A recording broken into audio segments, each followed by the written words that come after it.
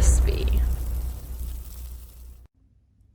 Welcome back to another episode of Figures in Action.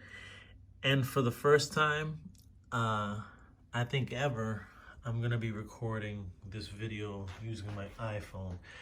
So I had done this video yesterday, but my camcorder that I use doesn't seem to be working. I mean, I've had it for 8 years, so I get why it's probably not working. It's just the computer can't read the device. So for the first time, I'm gonna try it on an iPhone. So what I'll probably be doing is just doing it's probably only gonna be about 10 minutes.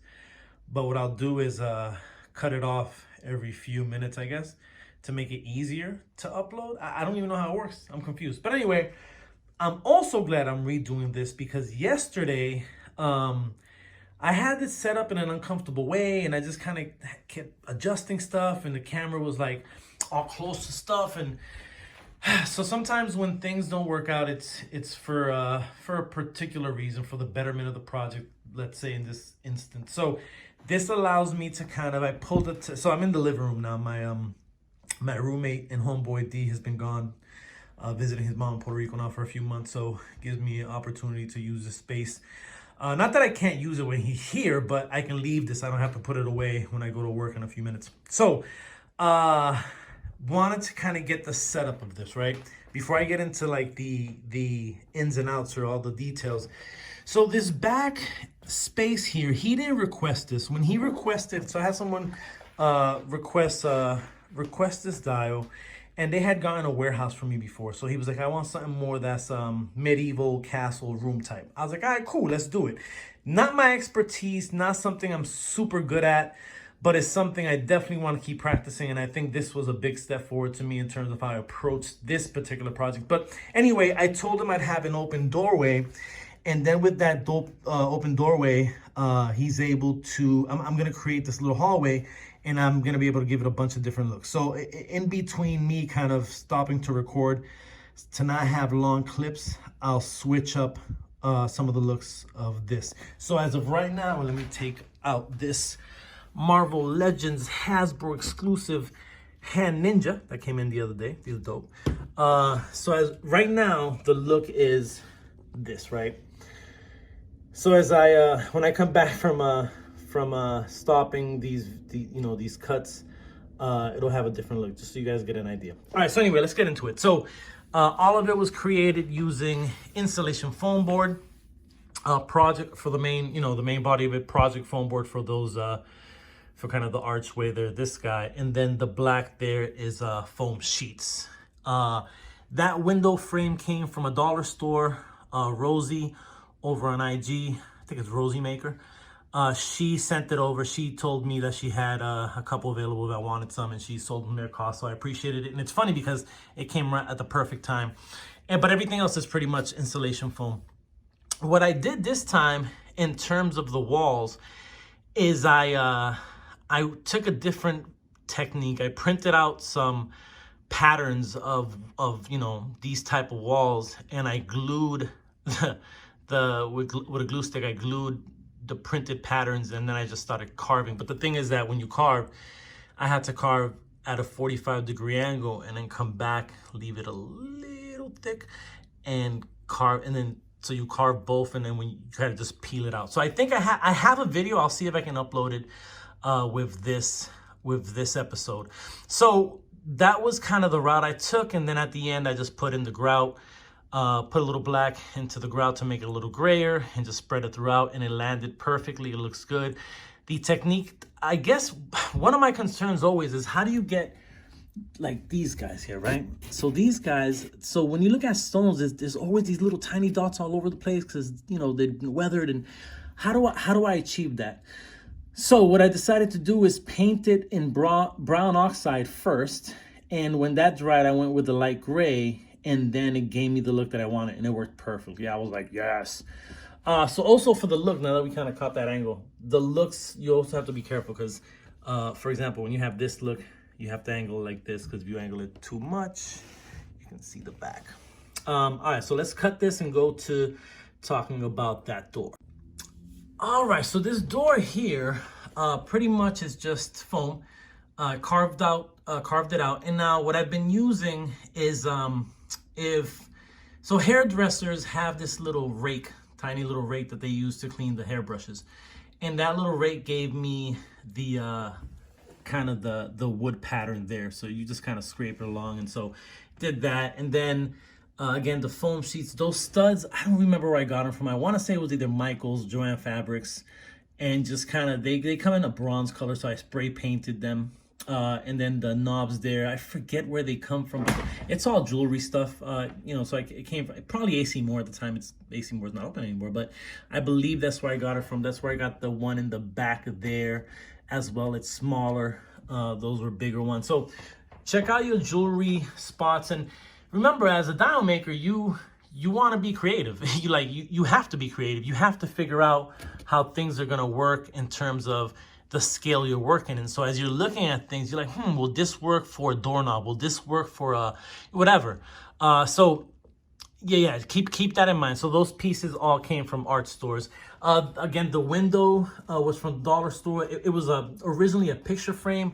So what it has a second, I have it in my room, but it has like this black kind of this black part that you screw on, where you put the pictures and you screw on. So I didn't put the black part on, but what I did is Rosie also sent me like this plastic.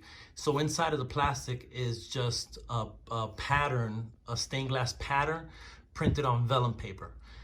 From the vellum paper, I cut it out, place it there. The vellum paper itself is you know, it's there, you can see it's kind of thin because it has to go through the printer. So that plastic piece kind of gives it the sturdiness it needs, and I just used a couple screws to kind of screw it in. So the good thing is that he can actually screw these out and print more vellum paper or you know, print more stained glass on vellum papers and change up the look. So that's another great bonus. So you can do that. And then I said I was going to change how that would look. So you know what, I'm going to pause this video real quick, give it a different look so you guys can check it out. All right, so I've switched it up. And the look you have now is just kind of the same back stairs, but what I did is I put it in a different order, like not order, but just a different angle. And so this allows you to have a couple different looks. So for example, I can turn it around and put the stairs on the other side, and this is not magnetized. You know, it stands by itself, but you can put something behind it to clip it if you don't want it to fall during photography, because that's annoying. But this back piece does magnetize. So let me just take this out so you guys can see it. So this piece here, what I did is use the Proxon and cut the foam in half and then layered it this way. So this is how stairs are done for the most part in this case. And in almost any case where you can cover this part. If you can cover this part with another wall, let's say these were some stairs to an apartment building. So this is a good technique of going about it. So pretty much it's just this size, this 1 inch cut in half. And as you see, just longer, less longer, less short. So that's the idea here. In this case, what I did is I magnetized this here. So the other look you can get is you can just take this door and kind of place it there.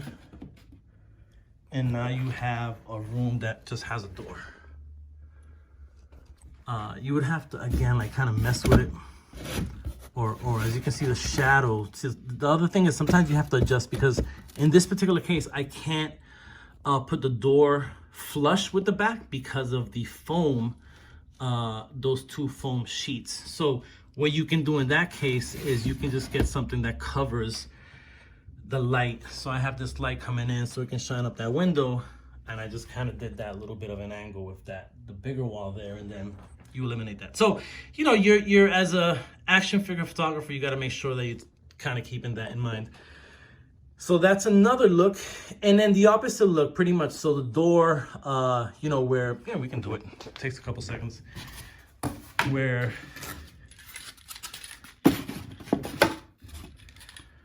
you can have the hallway, and instead you can have the wall over. Oh, record on what you're doing, guy. So you can do it so that it's now at this angle. So when you come back around and you're taking pictures, you can take them of that angle, and now you have And obviously you'd have to switch the light up so it shines up the hallway, but you can also darken it. You can also, I have this little, this cool little light actually here. I don't know where I found this, but the good thing is that it charges, so you don't have to. It's not bad, you know. It lasts forever. I guess, or as forever as anything lasts.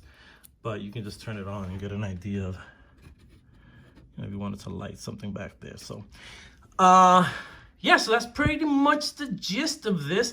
It is 20 inches across. So this is an 18-inch ruler. So it's 20 inches across, and it is 14 inches deep and 12 inches tall. And everything's magnetized except for this top part. But yeah, just magnetized here. There and back there. And it all comes apart like most of the dials that I create. All of the dials, like pretty much all of them. I hope this looks good in terms of quality, because again, it's the first time that I'm using my iPhone. My dad actually just called me the other day. He's like, "Hey son, so I have an iPhone 11 Pro, but I'm getting a new one. So you want my old one?" I was like, "Hell yeah, send it." I think I had an iPhone XR, and so I upgraded. So this one is supposed to be better quality. So hopefully it'll look good. Y'all, questions, comments, leave them, and I'll get back to y'all. And I'm out. Peace.